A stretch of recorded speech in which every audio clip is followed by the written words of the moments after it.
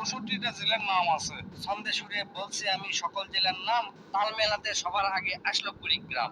প্রধান জেলা ঢাকা থেকে একটুখানি দূর, এক জেলার নাম নরসিংদী, আরেকটা গাজীপুর। জয়পুরহাট ও লালমনিরহাট দুইটা জেলার নাম, রাজশাহীর নাম উজ্জ্বল করছে মিষ্টি স্বাদের আম। পাহাড় ঘেরা বান্দরবন ও সিলেট খাগড়াছড়ি, ময়মনসিংহের কিশোরগঞ্জে এই লেখকের বাড়ি। নেত্রকোনা সুনামগঞ্জে আছে ধানের মাঠ, সুন্দরবনের কাছে আছে খুলনা বাগেরহাট।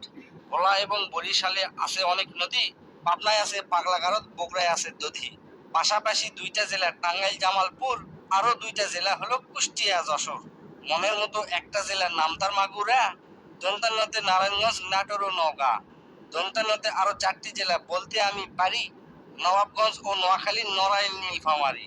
গঞ্জদিয়া মানিকগঞ্জ হয় আরো মুন্সিগঞ্জ, গোপালগঞ্জ হয়, হবিগঞ্জ হয় আরো সিরাজগঞ্জ। চাঁপাই নবাবগঞ্জ কিন্তু গঞ্জ দিয়া ভাই, এদের ছাড়া বাংলাদেশে আর কোনো গঞ্জ নাই। রংপুর আর রাঙ্গামাটির নামটা রঙে রাঙা, নামের জন্য আরো সুন্দর চাঁদপুর চুয়াডাঙ্গা।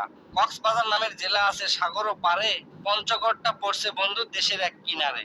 ফেনী জেলার নামটা মাত্র 2টা অক্ষর দিয়া, সবচেয়ে বেশি অক্ষর লাগে লিখতে ব্রাহ্মণবাড়িয়া। 6টা অক্ষর লিখতে লাগে মৌলভীবাজার, এদিক থেকে শরীয়তপুর সমান তাহার।